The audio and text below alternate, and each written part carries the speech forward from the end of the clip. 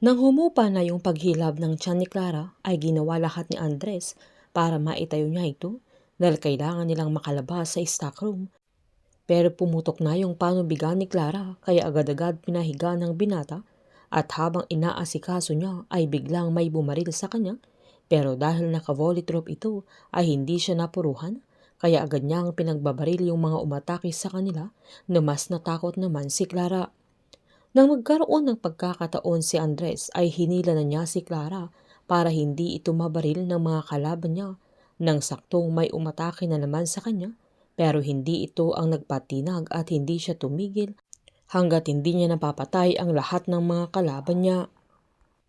Habang mabilis namang umakyat sa ibang floor si Joel dahil hinahabol siya ni Jerry na naiwasan pa niya yung mga bala niya pero nang makarating sa may pintuan ay nakalak ito kaya hindi niya mabuksan na dahilan na naabutan na siya ni Jerry.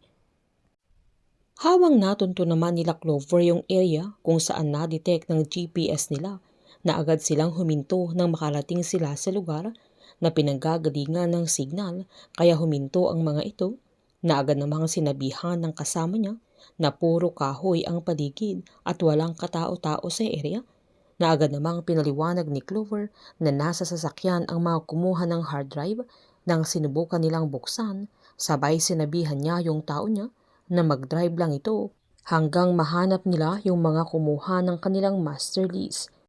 Agad namang binalikan ni Andres si Clara nang wala na siyang kalaban na awang-awa na din ang binata kaya agad namang kinausap ni Miguel.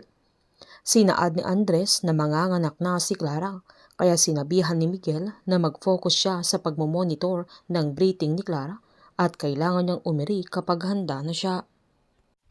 Hindi na pa pinakawalan pa ni Jerry si Joel sa sandaling yan na agad niyang pinagbababaril kaya hindi na niya nakita yung junior niya lalo't excited pa naman siyang makita ang kanyang magiging anak. Pinaalala pa ni Miguel kay Andres na kailangang magpahinga ni Clara kapag kumalma yung paghilab ng tiyan niya at inutusan niya ang binata na maghanap ng telang malinis. Nasakto namang doon ang lagayan ng mga bedsheets ng hotel kaya agad-agad niya itong inayos. Umiiyak na sinabihan ni Clara na ayaw niyang manganak na wala si Joel. Agad namang sinabihan ng binata na hinahanap na ng mga kasamahan niya ang asawa niya na ang mahalaga ay mailigtas niya ang kanyang anak maging siya. Sabay nanguha siya ng tela na binili niya kay Clara na kailangan niyang kagatin dahil hindi sila pwedeng mag-ingay na agad-agad din niyang tinanggal yung mga gloves niya sabay nag-alkohol na ito para hindi ma-infect yung bata. Umaasa si Clara na buhay pa ang asawa niya na makikita na niya yung junior nila pero hindi sumunod si Joel sa utos nila Andres na pagkatapos siyang mailigtas at madala na sana sa safe place ay bumalik pa rin ito na nagbabaka sakaling matutulungan niya ang kanyang asawa pero hindi niya ito nagawa dahil ito ang magiging dahilan ng kanyang pagkamatay.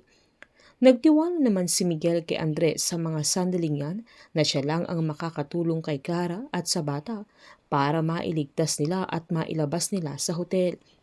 Ginawa naman lahat ni Andres ang kanyang makakaya para tulungan si Clara sa kanyang panganganak at mawawala lang yung kaba at pagkabalisa ni Andres sa sandaling makikita niyang ligtas na ang bata maging si Clara. Painit ng painit ang mga tagpo, sabay-sabay po nating subaybayan ang advance episode ng Incognito dito lamang po sa aking channel. Patuloy lamang pong manood at mag-subscribe para ma-update po kayo sa mga susunod na episode. Marami pong salamat.